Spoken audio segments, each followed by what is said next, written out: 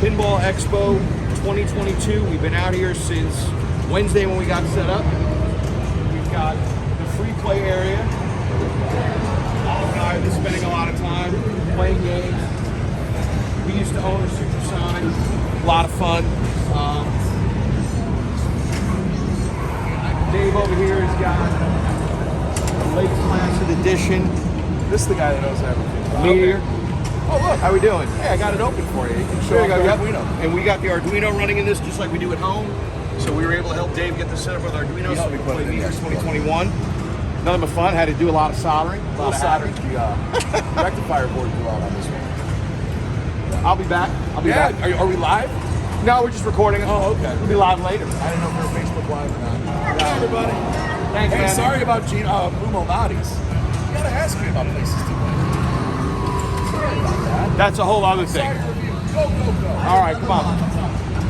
Sinbad, Dave, because we repaired his machine because we got it running. He had a blown out regulator board. We did about an hour worth of soldering and repair right here on the show floor, which was hilarious.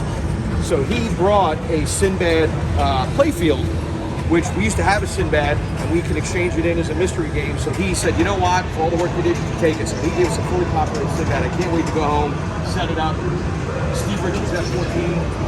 And the machine that I'd love to buy, the machine that we really, really enjoy, they got a Monster Bash here. This is an original Monster Bash. Hell of a lot of fun to play. More free play area here. As some of you have seen from the Facebook post, these are our two machines that we brought. We can only bring two machines this year. That's all the truck would fit, and they're both for sale. We've had a lot of tire kickers, a lot of people saying they want to buy them. We'll see what happens. We can't take them out of the show until Sunday, even if we sell them. But if we sell them, we do. If we bring them home, we bring them home.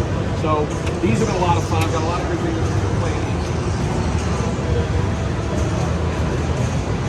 I know a lot of my friends really want a Whirlwind. I think there's two of these at the show. These have been incredibly popular, almost no time to play on it. I'm restoring two of these right now at home. This was a really beautiful example of a Comet that's been done right. The playfield's really clean. It's an original playfield. Very clean ramp. This looks like a replacement ramp. The original corkscrew in the back. I've got the upgraded corkscrew. So we'll have two of these and one for sale really soon once I get home and get it all restored. I'm motivated to get it right. So coming down this way, there's a Genesis to the show. I think ours is nicer, but still pretty good. Williams Fire. I have missed the opportunity to buy these a couple of times. There's two here at the show. Really fun Williams machine. General admission just opened up. Crowd just getting started. Morning.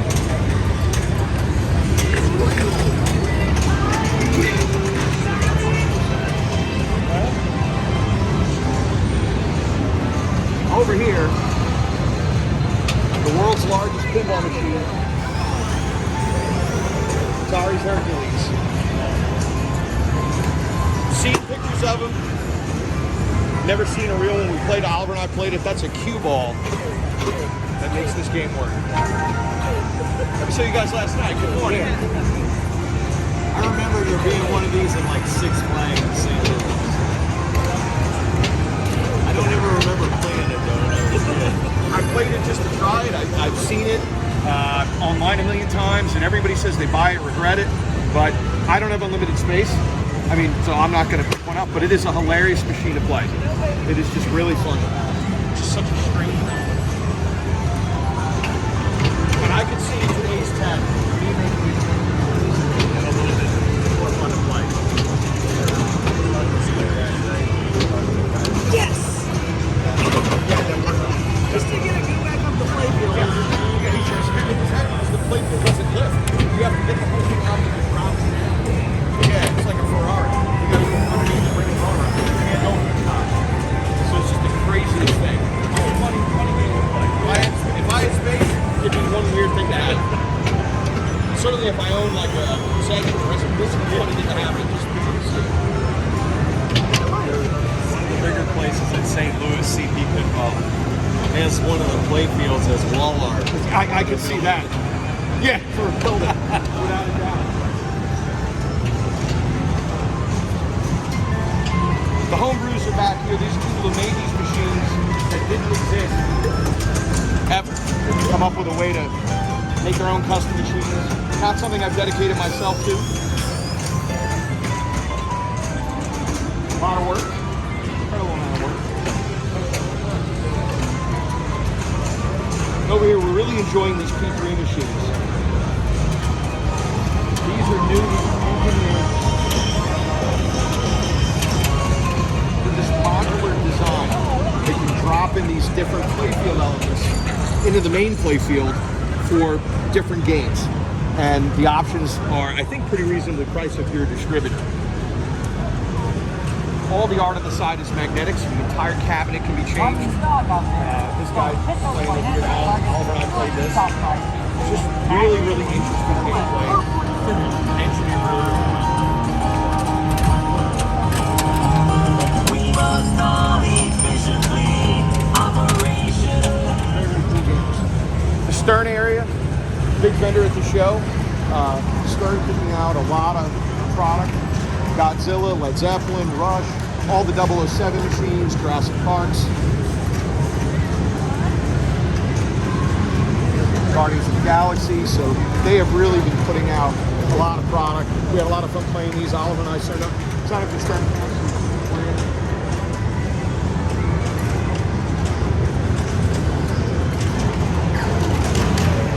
We're back into the classic area.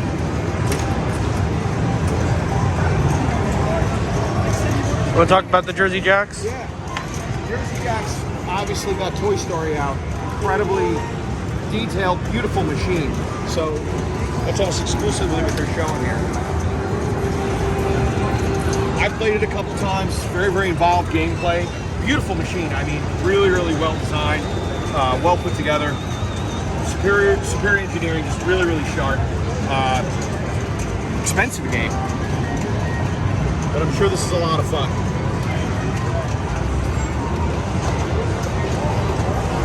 Oliver was playing these yesterday. The revised Big Buck Hunters made it to the show.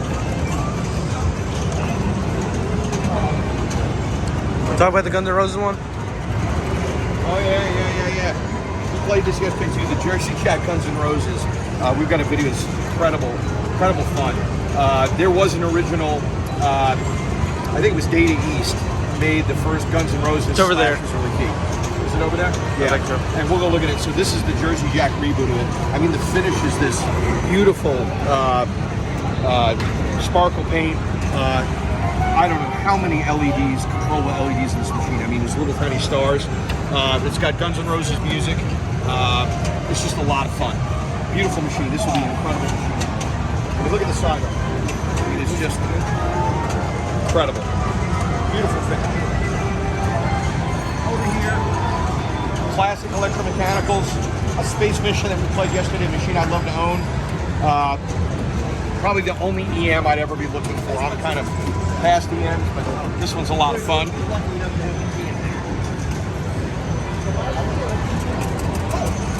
Back here, we got a couple of vendors that have spare parts and used parts. I was able to make use of this yesterday. He sold me powerboard for $10. I had a component fail in our machine. The rules of the show, you got to keep your machines going if you're going to be on the show floor. Oliver and I got the enhanced bands that allow us access to the floor whenever we want, but in order to do that, you got to keep your game going. So I had a failure. Those guys bailed me out. A whole row of Cactus Canyons.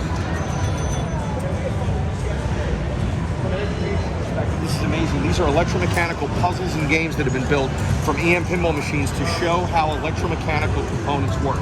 So I grew up with this right here. This is a Williams cam brain, and this is something that I grew up working with. And in this case, you can see how the control lights work from all the different switch stacks just by holding the button.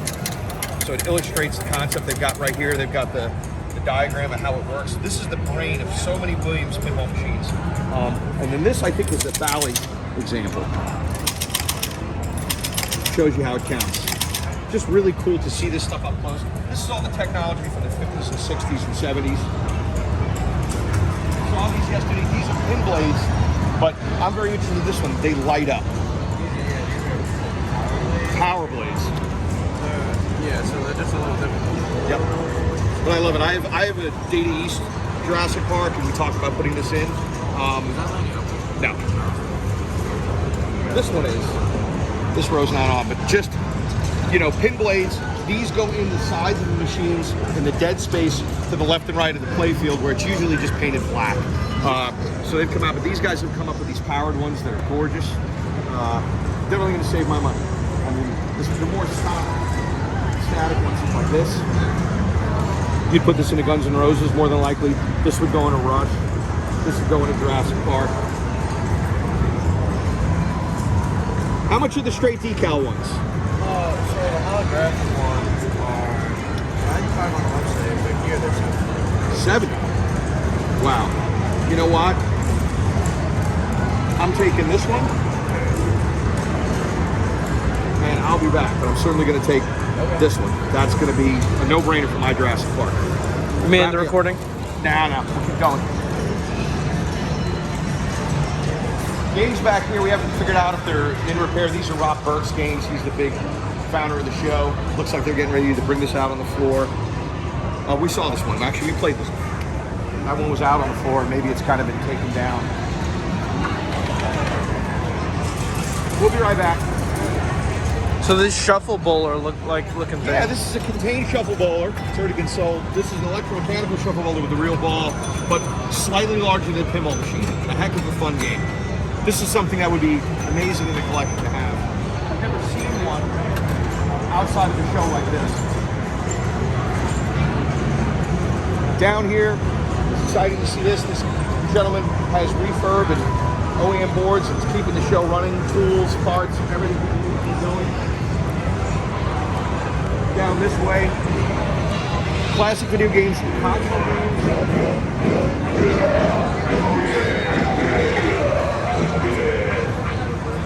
People playing every kind of old school console, swag. I'm pretty sure I saw it. Revised cabinets, rental case, gorgeous. Bringing the old arcade design into a much more advanced, lighter, better cabinet. Oliver spent time here in the classic cartridge area.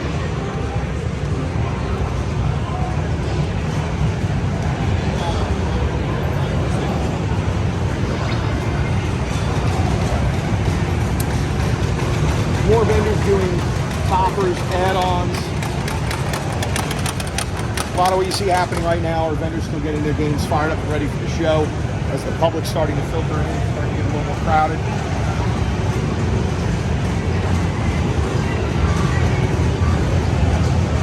So you have a stirring machine, all this incredible swag, toppers, really great stuff to add to your game. Amazing.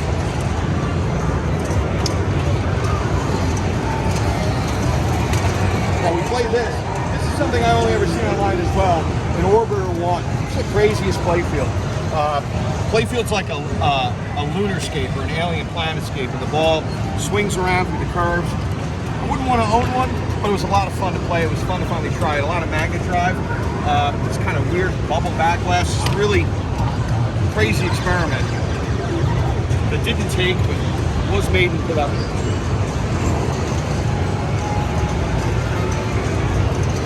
Back here,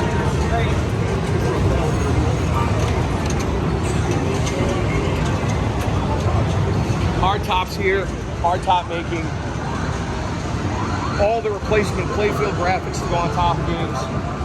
We don't own an official hard top. We have a high speed hard top, which came out before these guys were making them. They now officially have the license. This is an example of what they do. Once they're on your game, I love hard tops. I think they're amazing. So yeah, so hard tops I think are really fine example of making a playfield beautiful and playable. This is an entire graphic. So instead of discrete paint on each item, this is a complete replacement graphic and makes the game slick, playable, beautiful, it lasts. I'm a big fan. It's a lot of work to put one of these on. Yeah, there's high speed there. So we have an example of this. And before they were officially doing this, we have this on our machine from what was probably an unlicensed competitor at the time. So they make a great product. we've had fun with these machines here. There's the other Whirlwind. This is a firepower case in point that has not been hardtop. So you can see around the 20, the lenses are cupped. They have that kind of shape to them for the heat of the bulb. The cupping has caused the ball to spin around the 20 and then eat away the paint. The paint is faded. The black is really kind of degraded around all the switches. You can see this wear. So some people like this original look. It does play, but there's a lot of areas of wear.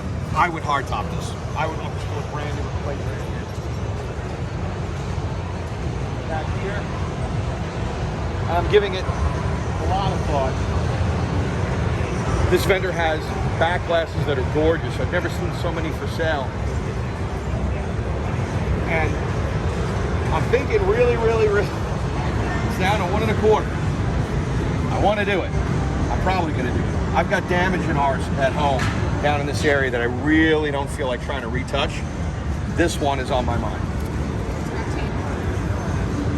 No.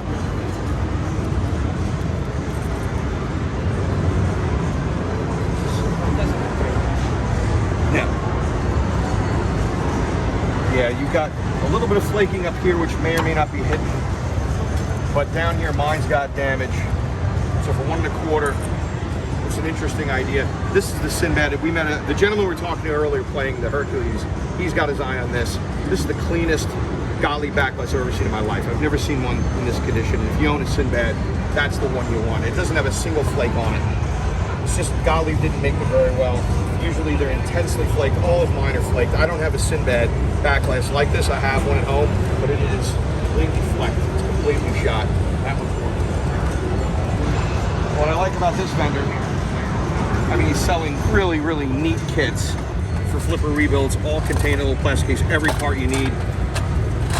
Really, really organized, well done. Really impressive.